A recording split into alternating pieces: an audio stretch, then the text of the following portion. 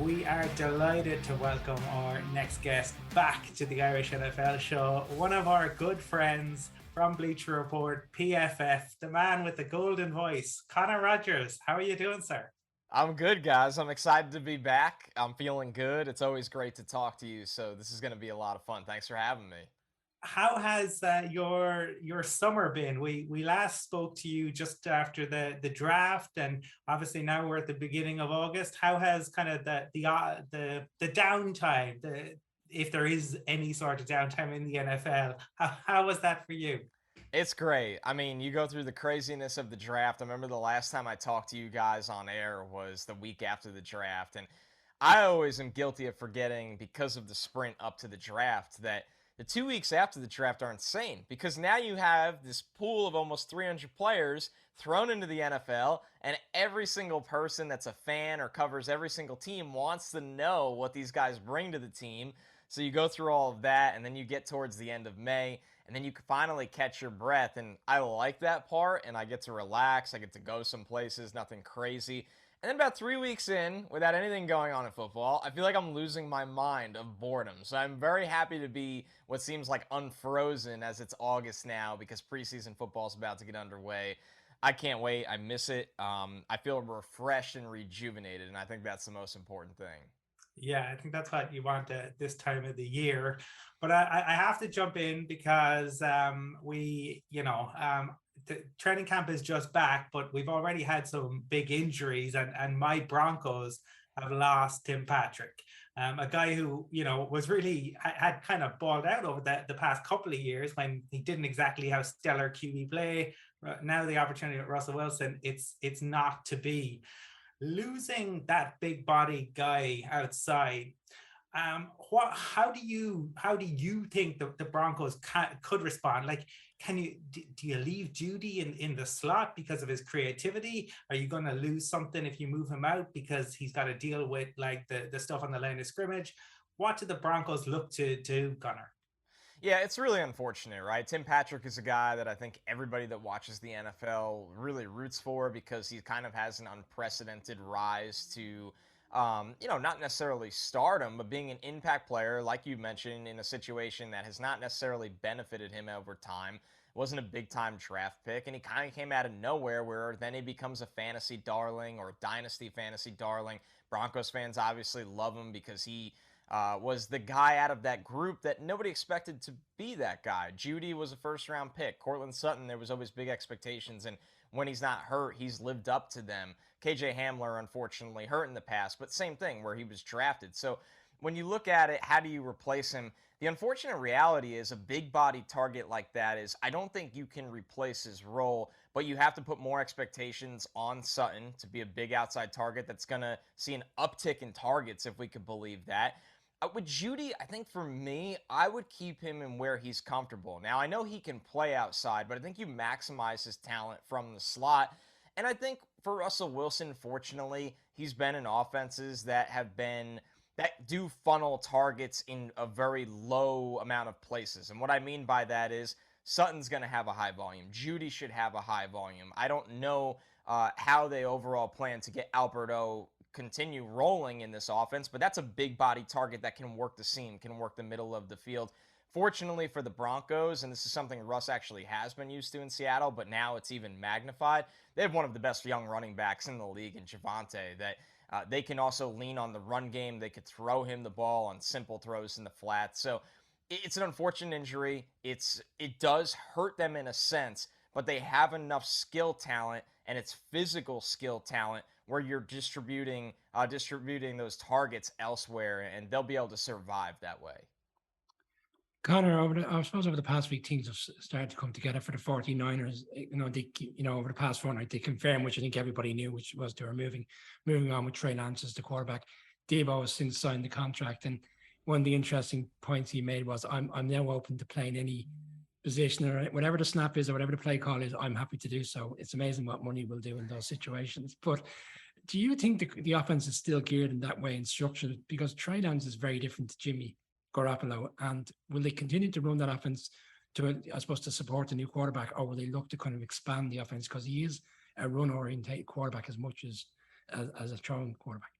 I think they'd be doing themselves a giant disservice if they don't expand that offense, right?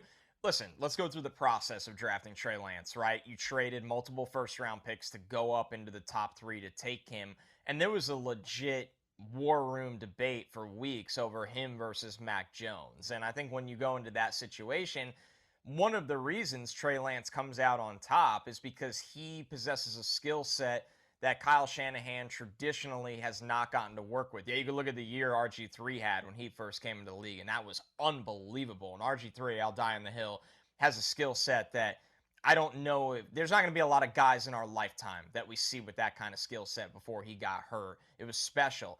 But when you look at what Kyle can do with a quarterback that not necessarily needs to be a runner, although Trey Lance can do that, but can move the pocket, right? Cut the field in half. You go through reads of 1, 2, 3 right up the sideline. There's a lot of different things that Trey can do. He can absorb big time hits. We know Jimmy's been banged up over the years. I think Trey Lance can absorb hits that might require him to hang in the pocket longer if they want to work the vertical passing game, whether that's Deebo, whether that's Ayuk, whoever that may be. That would be Kittle, a deep tight end up the seam.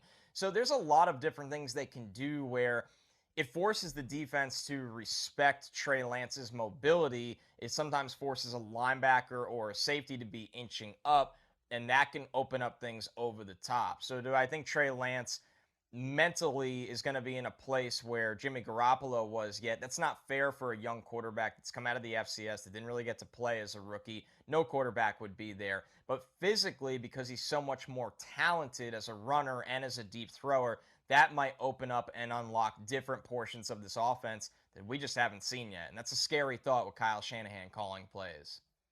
Yeah, lots to look forward to there, definitely in the Bay Area. Now, one of the coaches I thought who gave probably the most interesting interview, I think, of the offseason, potentially, Mike Tomlin, when he went on the Pivot podcast. That was really fascinating, and his kind of insights that he offered into coaching. But Mike has maybe a little bit of a quandary because the opening of camp, it doesn't seem to have gone very well for Mitchell Trubisky. It doesn't seem to have gone very well for Kenny Pickett. And all of a sudden, we're hearing that Mason Rudolph might end up getting some first team reps. What are they going to do in Pittsburgh?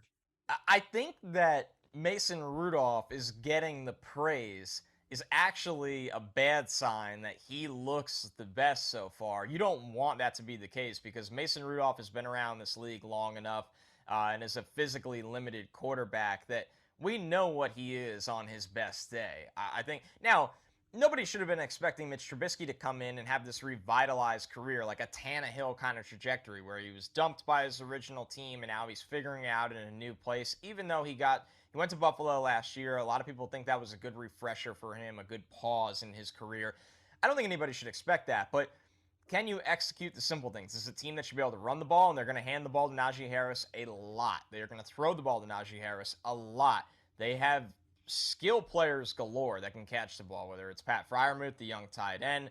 We know what they have. I know there's a little hold-in going on with Deontay Johnson, but they have a lot of skill talent at wide receiver besides him. So overall, the job of whoever is under center is get the ball in these guys' hands and let them make plays. You don't have to drop back, scramble, be a superstar, throwing the ball 50 yards down the field over and over again.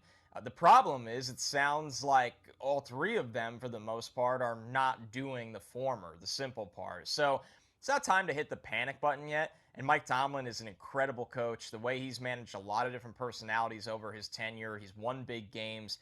He wins a lot of games every single year. That defense is going to be amazing. They can run the ball, but they will go as far as whoever is under center will take them. And it's not going to be Kenny Pickett right away. I don't buy that it's going to be Mason Rudolph.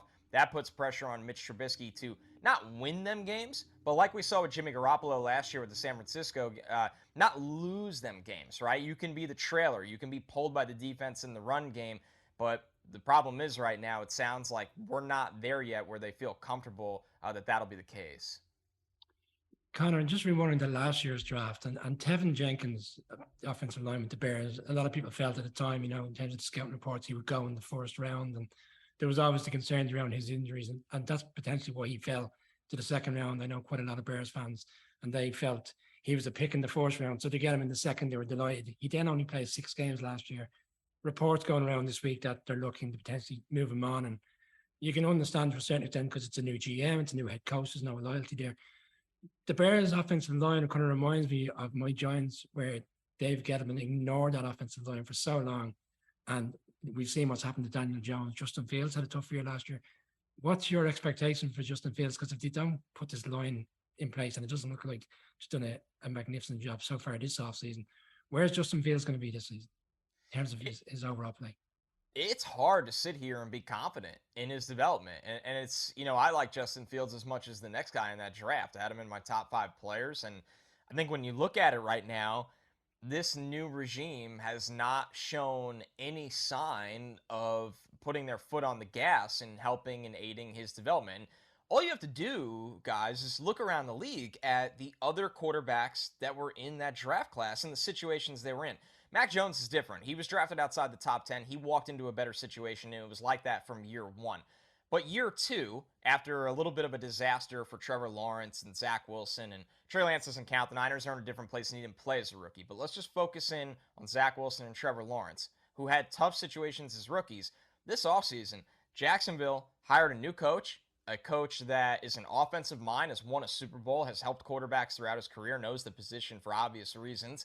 They spent a ton of money in free agency. Now, we could sit here and criticize as much as we want how they spent that money, but they made an effort to make things better. They went into the draft and made an effort to make things better. The New York Jets, they spent money in free agency. They bought an entire new tight end room. They drafted a wide receiver 10th overall. They went out and paid Laken Tomlinson top guard money. What did the Bears do in comparison to those two situations? And you're right, it's a new regime. So I'm not saying they're out on Justin Fields. That is not the case at all. But they're not doing anything that gives you a sense of urgency that Justin Fields has to take a giant step this year for their job security's sake. While you look at the Jets in Jacksonville, and there was just a totally different sense of urgency there. So you have to be concerned. Justin Fields is good enough that if the offense is creative and maximizes his ability of his accuracy, his mobility, then there's some creative things they can do. But the skill talent besides Darnell Mooney is underwhelming. The offensive line is patchwork on its best day, and that's a recipe for disaster. They seem to have stockpiled on a lot of wide receivers. You touched on Darnell Mooney. Allen Robinson obviously gone to the Rams. It's like as if they've stockpiled 6 or 7 wide receivers, and we'll find 3 or 4 within that can fit the scheme, and that will work. But like anything, the offensive line is not going to work if the quarterback is on his back. And here's the thing with Justin Fields, and there's not every quarterback has their pros and cons. And with Justin Fields, and this is the case for most young quarterbacks, but I think it's magnified with him, he is a guy that I think has a little bit longer of a release, and a guy that, like all young quarterbacks, sometimes is going to take a little longer to see things and will work to his second and third reads with his mobility. We saw Zach Wilson do that a lot last year. We saw Trevor Lawrence do that a lot last year. Young quarterbacks often do that. What aids that is giving them more time. And how do you get more time?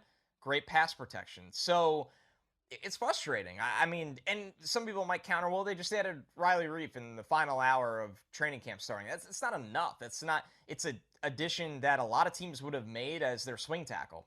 That's the reality. And he's going in there and he's a starter for them at a day one on the right side of the offensive line, where the left side is a total question mark or of unproven. So I'm rooting for Justin Fields. I believe in his talent. But I think when you rank the situations that those 5 guys, let's include Davis Mills in that situation, who they drafted an offensive lineman with a top 20 pick. When you rank the situations of quarterbacks going into year 2, it's hard to put Justin Fields on the more optimistic side due to what's around him. Can I say that Davis Mills' mom encouraging him to approach turtleneck sweater companies? Mastermind. Absolutely fantastic. Kudos to her. Somebody needs to take her into the marketing department in an NFL franchise, because I think that lady's on to something. Listen, there's no one that's going to be more honest with you than your own mother. So kudos to her is right. And listen, I guarantee this works now. Now that it's out, there is going to be some men's designer company that makes turtlenecks that gets one of them on Davis Mills for an Instagram post. Yeah, well, I think you're probably right. It'll have manifested itself. I think we talked earlier about the Bay Area in California. But the Tampa Bay Bucks, when we had you on last, there'd already been drama. It continues in all sorts of different ways. But they have lost, their starting center. But they've also added, and Gronk retiring for maybe, let's see what happens in December, Couple January. months. But they've brought in Rudolph. They brought in Julio. Tom is there.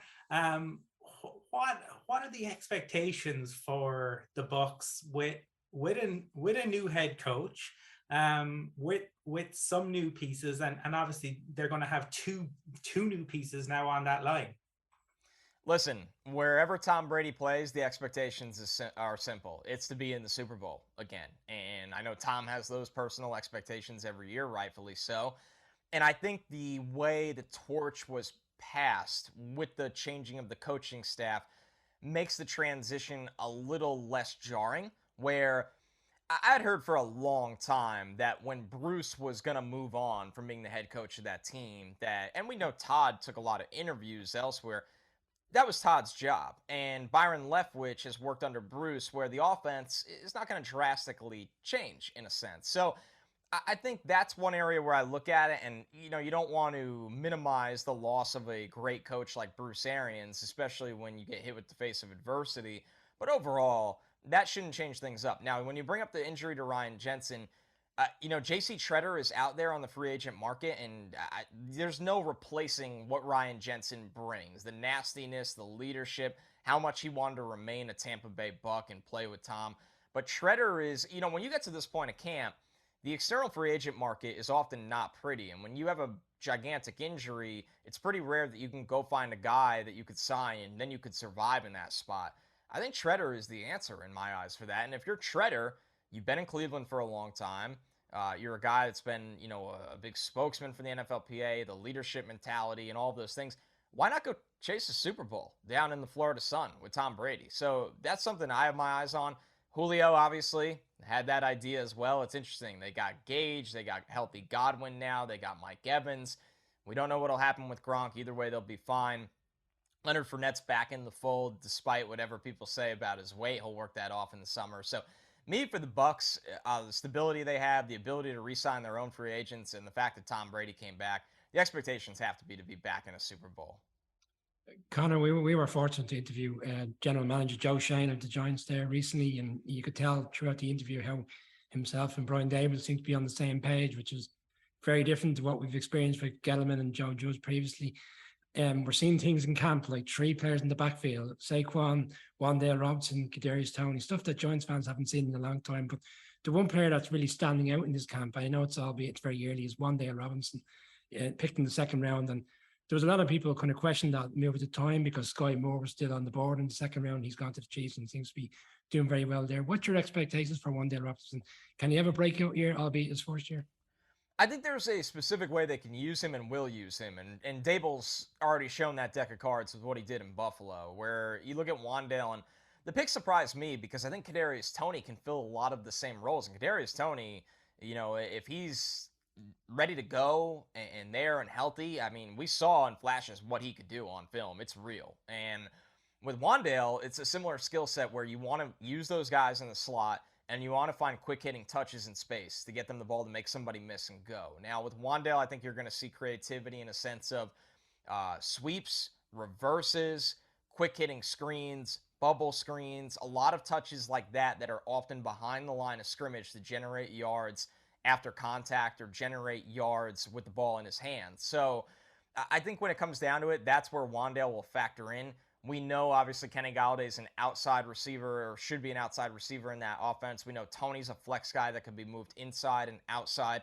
So the Giants, they inherited a situation that they're still trying to get that offense right. They're trying to figure out what they have in Daniel Jones. It's their first year working with him. They got bookends at tackle, which, my philosophy, that is the most important thing. Evan Neal's going to be a good one. Andrew Thomas, I think, has really figured it out. I was a big fan of Andrew Thomas. I know the rookie season was tough. I thought he figured it out last year, and from what I've seen in clips of training camp, he looks smooth this year. He looks like he's in good shape. He looks like he's really settled in nicely to the NFL level. So That's going to buy Daniel Jones more time. I think it's going to be an offense that's more creative than what we saw with Jason Garrett in previous years. And that means everybody's going to be involved. And that means Wan'Dale Robinson, there's not going to be no red shirting with him. They're going to have the ball in his hands. And I suppose just final one for me, Connor.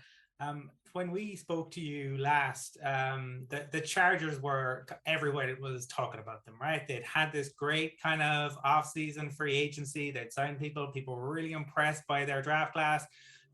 We spoke to Tom Telesco just after that, and he was just steady Eddie, right? And Yeah. and then it seems that that's kind of the way they've been, and there's been all of this stuff that's gone on over the past few weeks and months, but the Chargers have just kind of gotten along with it, other than Keenan Allen kind of enjoying, poking fun at Russell Wilson, but everything else, everything about their camp just flown under the radar. A lot of people have them ahead of the Chiefs for the AFC West. Is that where you see them? I don't. And now you're asking the wrong person, because growing up in New York as a Jets fan every year, and this obviously hasn't mattered recently, but there was a time many moons ago, people would ask me, is this a year that the Patriots don't win the division? And I have a mantra that until I see it, the answer is never going to change. So until I see the Chargers do it, the prediction is not going to change as long as Patrick Mahomes is on this earth on green grass. So now, that's not to take away that we know the expanded postseason. We know they have a young star quarterback in Justin Herbert. They have a lot of talent on both sides of the football. They have a coach that obviously is very creative and forward-thinking. Derwin James not practicing for 7 days in a row right now, or when we record this podcast, a decent amount of time. Derwin is, to me, so vital because he's a rare player at the position, and it's all about being healthy. So that's really, really important. I know Derwin's contract situation is involved, so that's something to keep an eye on. The Chargers are a very good team. I think the Chargers are the second best team in that division. I think the Chargers are a playoff team, but I think it will not be easy. Denver's going to be good. The Raiders are going to be good. That division is an absolute dogfight right now. And the Chargers, you go back to Telesco kind of being, very even-keeled. They've been snake-bitten by very unfortunate injuries for so long that I think everybody holds their breath when making bold proclamations about them. So I won't pick against the Chiefs. I love the Chiefs this year. It's not groundbreaking take. But the Chargers, there's no reason to think that they're not one of the ascending teams in the NFL. Connor, final one for me, it's the Colts, and it's going to be a very interesting season. I saw a stat today. This will be the fifth quarterback and Frank Reich has had since he's gone to Indianapolis, and it's crazy. Maybe this is the one that will get him over the line, because in terms of making a real push in the playoffs. Well, bear in mind that they did have a wild card against the Bills, in which Philip Rivers played really well 2 years ago. But the Matt Ryan, people are kind of saying, oh yeah, he's got the experience and he had a great career in Atlanta, but there also is the conversation that he kind of fell off slightly because of the poor team which he was playing with. Has the momentum changed in that division? Because Tennessee have obviously traded away AJ Brown. They've got a first-round wide receiver coming in. We're not sure where they're at. Are, from your point of view, is the Colts the favorites for the division? They are.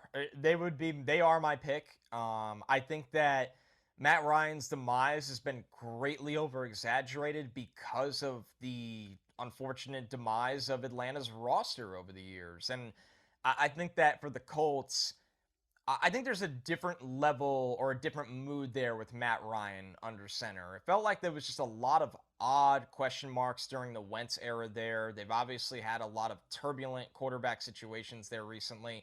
And I just think with Matt Ryan, it's the exact opposite. It's so even-keeled. It's a guy that, forget the work ethic, but the demeanor, managing a huddle, managing an offense, not trying to be a hero. For a team, let's be real, what better landing spot for Matt Ryan than the Colts with that offensive line and Jonathan Taylor behind him and Naheem Hines to throw him the ball? Michael Pittman, a breakout wide receiver. They got talent at tight end. They got a hard-nosed defense that's well coached. I look at this situation and everything's just coming together perfectly for them to win that division. I think the Titans have taken a small step back. I love Treylon Burks. It's not fair to think Treylon Burks is A.J. Brown year one. That's just is not realistic. Robert Woods coming off the injury, really good player. But once again, it's just a team that I think it has kind of either stayed even or taken a little step back. And I think that opens the door for the Colts. Jacksonville, they're going to be better It's not there yet. The Texans in a very odd place. That roster's not where it needs to be. So we talked about the AFC West, and it's a dogfight between 4 teams. I look at the South. Man, I think the Colts are the only team that make the playoffs out of that entire division. You touched on Traylon Burks there. I suppose his season will be probably deemed in terms of how well Ryan Tannehill plays, because we saw like his last game, unfortunately, in the playoffs was so inconsistent. And we see it throughout the season last year where he has some really great games, then he loses a game at home, for example, to the Texans. So having spoken to a few Titans fans, they don't know where they're at with him. And that's ultimately where I think the problem lies. Yeah, and here's the other thing. Now, I know he was drafted in the 3rd round, but people are going to eventually want to see Malik Willis if things don't start out the way for Ryan Tannehill that they hope. So it's not the worst situation where they draft a guy in the 1st round and the clock's ticking, right? Nobody's looking around and going, oh, this is Malik Willis's job by like week 5 if Tannehill has a slow start. Tannehill's earned more than that. But you're right, where you look at it and go, man, he's been a little shaky lately. And the Titans are a team that I think have hit that frustration wall where they want to be what the Bengals were last year. They want to be a big-time player. They have a great coach, a guy that could win Coach of the Year every year. They have, obviously the most consistent running back in the NFL who's back now and healthy. They have an offensive run scheme that works. It's proven to work, but there's just a missing ingredient there. They don't have a star at quarterback, and, the defense has some of its holes. As great as a star Jeffrey Simmons is and Byard is on the back end, I just look at that team and think they'll go as far as Tannehill takes them as well. I know it's a little cliche to say, but that's where I stop being a big-time believer. Well, plenty to look forward to in the season ahead. Connor, we always enjoy having you on with us. Hopefully we can do this over pints at some point. Please. We want to wish you continued success. If I can make one request for the season, it's that you add more Andre the Giant content to your Twitter feed. That always enjoy that. But Connor Rogers, you're a gentleman. We hope to see you on Rich Eisen and everywhere. You're always a fantastic guest, and we'll chat to you again soon. Andre the Giant content, memes guaranteed. That is a big part of the content plan this fall. Guys, you are awesome. Thank you so much for having me. Let's do it again soon.